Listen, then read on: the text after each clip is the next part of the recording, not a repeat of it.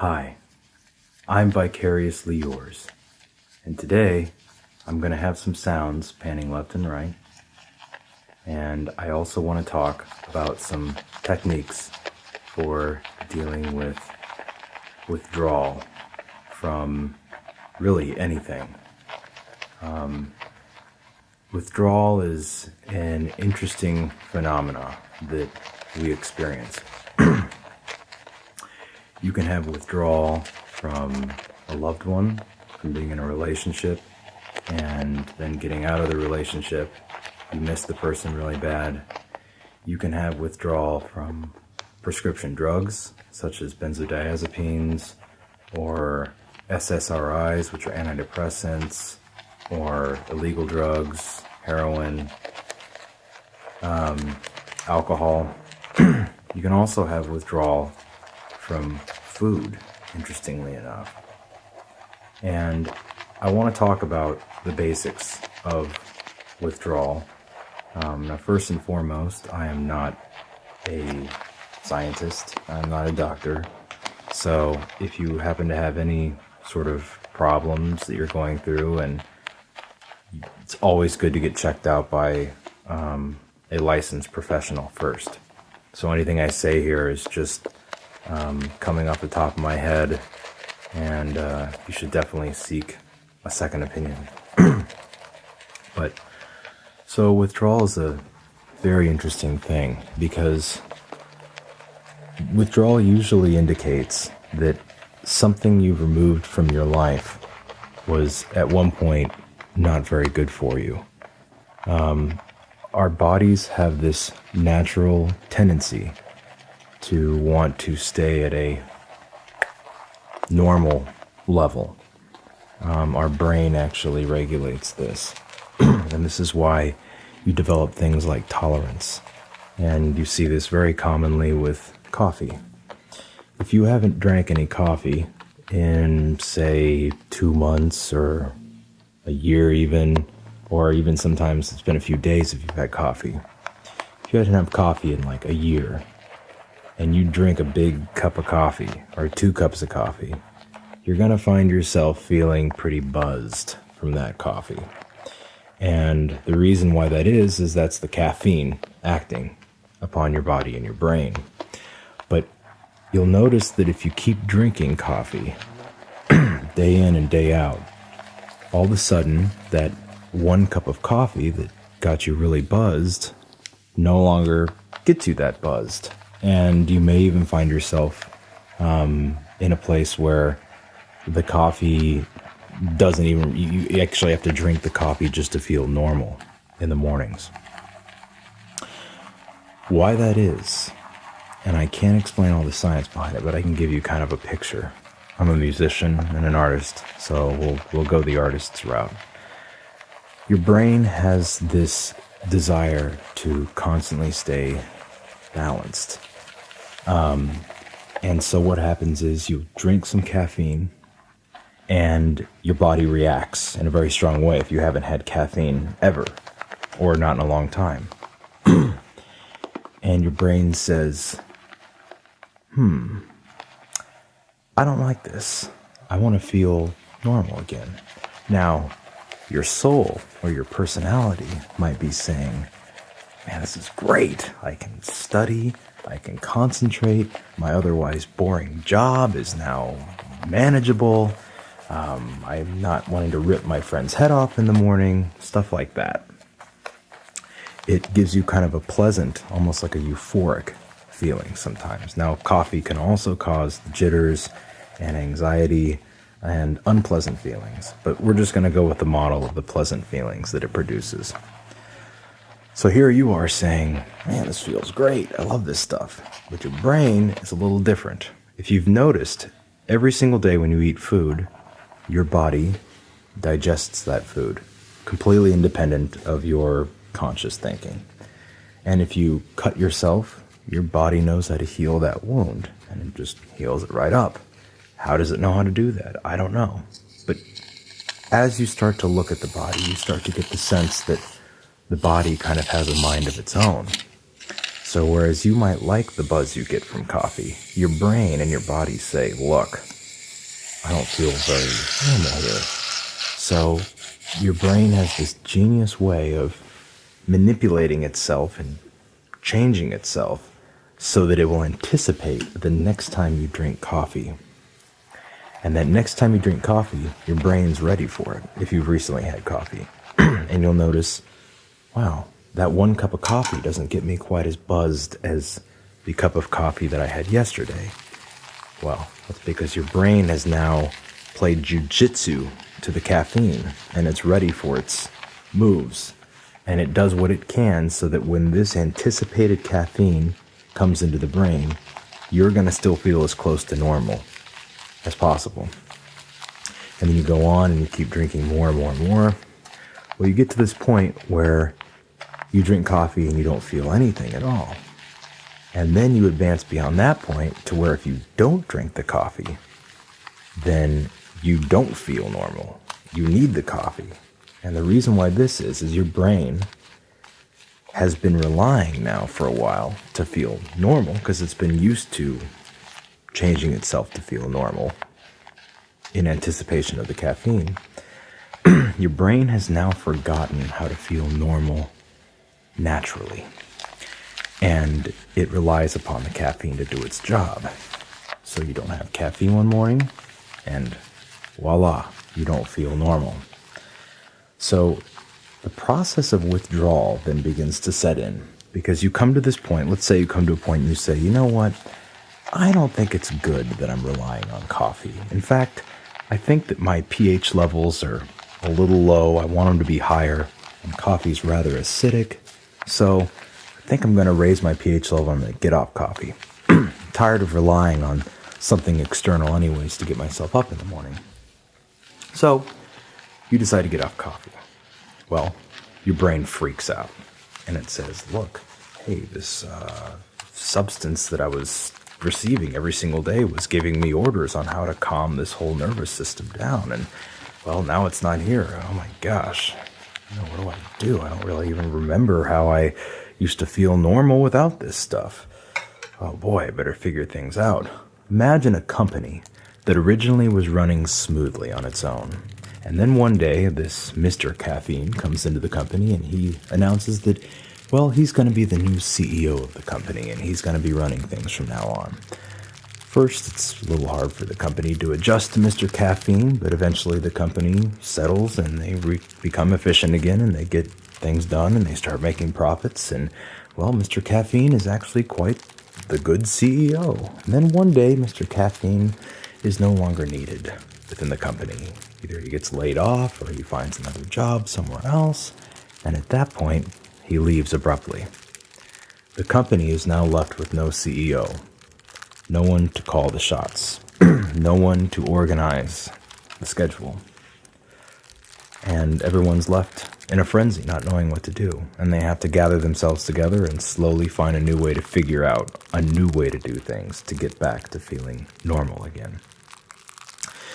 And it is in this space between when you were relying on the external drug, coffee, drug, caffeine, food, to feel normal or to feel happy or to feel loved, between that space and the space of feeling normal again without the drug.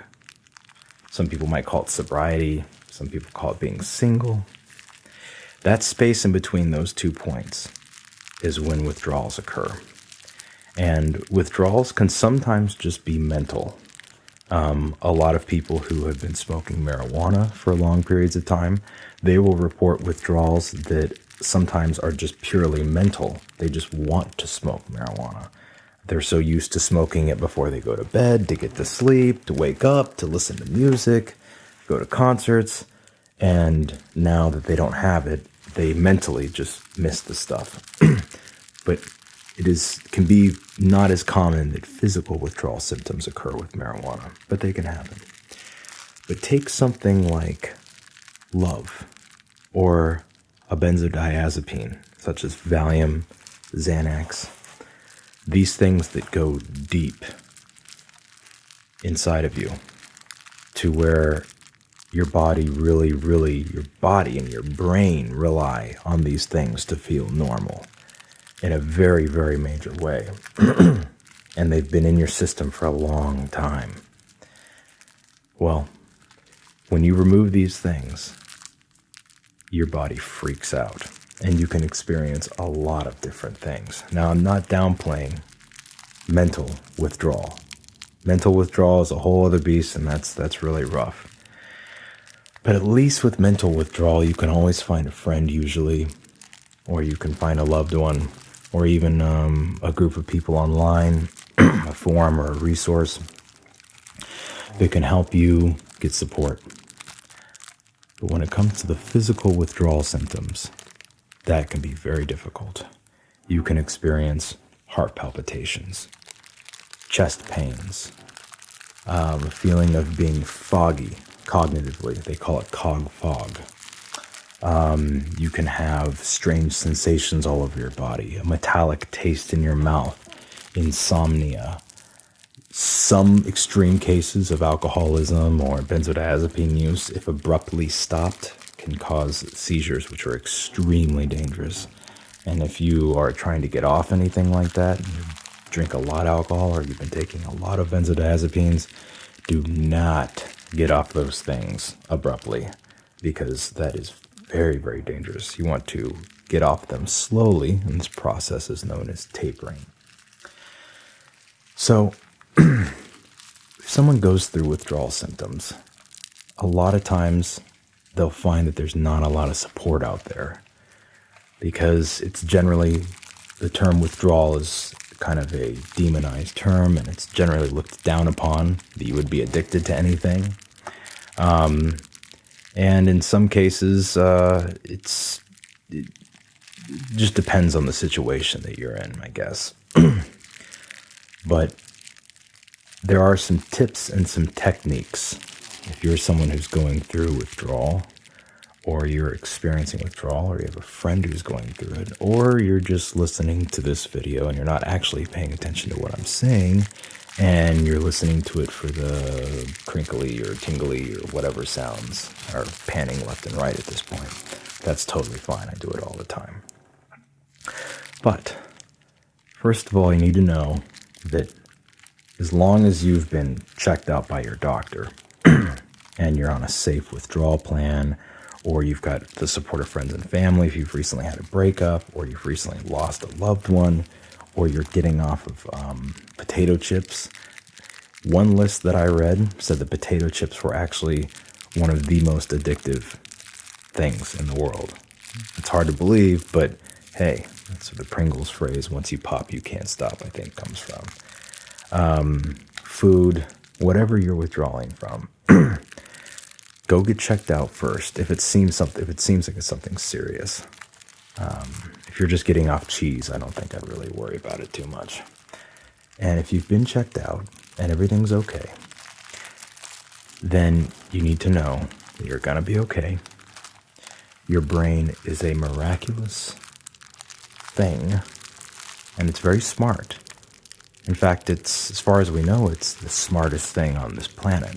And as far as some people might think, and even though I don't necessarily imagine this, that the brain is the most brilliant thing in the entire universe, since we Earthlings are at the center of the universe and all. But you're going to be okay. Your brain is brilliant. It will figure out a way to feel normal again. But here's what you have to understand. You don't want to get off one thing. And if you're trying to remove an external means of feeling normal, you don't want to then substitute in another external means of feeling normal, because that doesn't force your brain to heal itself. Sometimes you have to be like Caesar Milan. You have to be really tough. Like your brain is an animal. It's wild. You got to be tough with it. And you got to set rules. You got to be tough with yourself. As long as you know you're not in danger, and you're going to be okay, even though withdrawal symptoms can be very, very nightmarish. As long as you know you've been checked out by your doctor, or your psychiatrist, or whoever, your friends, your family, and you know you're going to be fine. Sometimes you just got to be tough. So let's say you quit using a particular drug. Let's say you quit smoking cigarettes because it gives you a nice buzz in the morning. You don't want to then substitute it by drinking 2 pots of coffee, because your brain, after quitting cigarettes, will say, oh my God, I don't have this external substance that was making me feel normal. And now I need that thing. Oh gosh, what am I going to do? At that point, you want to tell your brain, sorry, you're just going to have to figure it out on your own.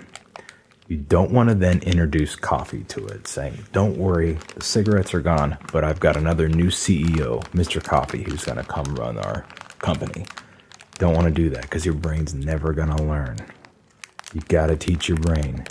I think there was the lead singer for the band The Flaming Lips did a commercial for, was it Verizon or something like that, but he keeps saying, retrain your brain.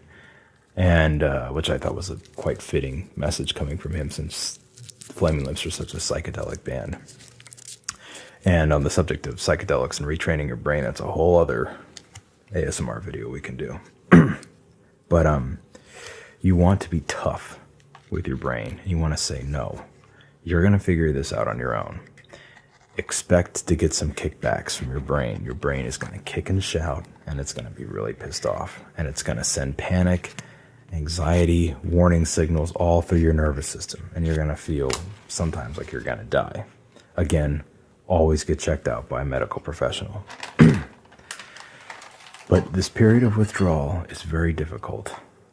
What you need to see it as, though, is a period of healing. When you first cut yourself really bad, or you first injure yourself really bad, sometimes it actually doesn't hurt that much. When you first get cut, or you first scrape yourself, or you get hit really hard, you notice it's not really that painful. It can be somewhat painful, but it's interesting how then, like the day after, it's really, really painful.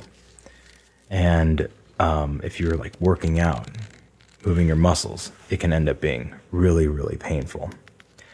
So for someone who doesn't know, if you were to work out really hard one day and then suffer amnesia and wake up the next morning and forget you had worked out, and you'd have all those muscle pains from working out, you might think to yourself that something terrible had happened to you, that you got hit by a bus, or that you got run over, or that someone beat you up.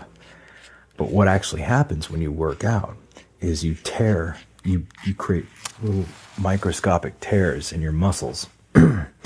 And those tears then fill in with new muscle material. And that's how those crevices get filled in and your muscles expand and they get bigger. That's how you get bigger muscles. So to the ignorant, the pain you feel after you work out would seem like a bad thing. Oh, I'm in so much pain. But what's actually happening is your body's healing and it's getting stronger. But like they say, no pain, no gain. That's exactly what happens. You're experiencing a pain that's the pain of healing. And you'll find in life that a lot of the best things that you'll achieve and that you'll get in life come with a lot of pain and a lot of hard work.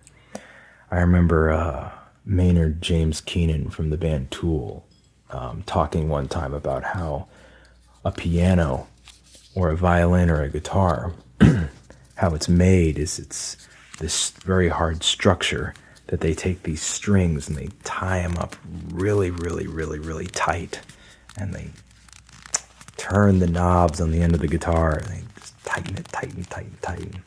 Some piano strings are so tight that if they snap and you're in the presence of them, it can actually be dangerous. And so here you have all this tension, but then you take a bow or a pick, plug it into an amplifier, or you get the little hammers from a piano, and these strings, these material objects filled with tension and stress, make this beautiful noise. And so it goes with healing and withdrawal and those types of things. This pain you feel, see it as the tension of a piano or of a violin or guitar strings. And when that day comes that your brain has retrained itself and you're in that new phase without the external need for what you were using before, then, boy, it's just music. Life just becomes music, because now you feel good, and it's all you. It's all natural. You can face getting on that airplane. You can face the fact that things didn't work out with your girlfriend or your husband or your wife. You can face the fact, you can face the world without having to smoke a cigarette. You can get through your day of work without coffee. You can get to sleep at night without your benzodiazepines. You can appreciate music without your marijuana. Now, let me just stop for 1 second and just say, I do believe that sometimes external things have their time and place, and they shouldn't be completely thrown out and demonized. So I am specifically here addressing just the process of withdrawal. If you're addicted to something, or you're using too much of something, or it's harmful for you, you get off of it. But I am not saying that there's anything wrong with drinking coffee or smoking cigarettes, or again, I'm not a physician. I know there's plenty of research to say that there is wrong, but I'm just saying there's nothing demonic about it. Do what you got to do. Sometimes life can be tough, and sometimes you need a little help. Sometimes you just need to have a little bit of fun. So, but you will get better. You will heal. Everything's going to be okay. Sometimes it might take a long time. You'll wake up day after day after day not feeling good. Month after month not feeling good. Sometimes years you don't feel good. But keep track of your life. Keep a journal, something like that, and watch over time. And whereas it seems like you have some downhill cycles, you'll find that you gradually, even it goes down, but then it goes up a little bit, up, you're gradually going up. It's like the phrase, 2 steps forward, 1 step back. That's exactly what withdrawal is like. But you can do it. You're powerful. You're more powerful than you can believe. That's something that just blows my mind. Everyone has a brilliant, genius talent of some type. And I will sympathize. It can be very, very difficult to figure out what your place is in life and what you should be doing and what your genius really is. But don't ever think that, oh, well, that guy's a genius or that woman's a genius because they've achieved this or they've achieved that, and I could never achieve that. That's not true. If you set your mind to something and you just push and you stay strong and you search within yourself and find out what you really love doing, that's always the indicator as to what it is you're a genius at. The thing you love doing the most. If there's one thing you could do better than anybody else on this planet, and you love doing it, that's probably a pretty good indicator that that's where you should start. Everyone is so talented, and I think all of us really just want to be friends. There's borders, there's wars, there's walls, boundaries, but I think at the end of the day, all of us just want to be friends. And I think that's why the internet and Facebook and YouTube and ASMR and all this stuff has become so popular, because we're all just like a big family. And I know that's a real idealized way of looking at it, but I think deep down, people are really good, most people, and I think most people just want to be friends. All you have to do is see a fire in a neighborhood, like someone's house catches fire and it starts burning down, to see the way people react to that. People don't stay in their houses. They don't act selfish. People will come running out of their houses and bring chairs and blankets and water and everything to that person whose house is burning down. And they're more than happy to do it. They just like automatically know to be generous and kind. And so I'm waxing kind of philosophical about the nature of humankind. And I think I'll stop there. You can always send me a message. We can chat about this. Subscribe if you like what you hear, because if I am giving you any tidbits of wisdom here that are helping you, by you watching these videos and liking them or sending me a comment, that gives me the fuel I need to keep going. So this YouTube thing's a pretty interesting deal because it's like a give and take. There's like an energy going on between the people who watch and the people who create the videos, and it's just really awesome. So hopefully not too much talking and rambling, and hope you have a lovely day. This has been Vicariously Yours. Cheers.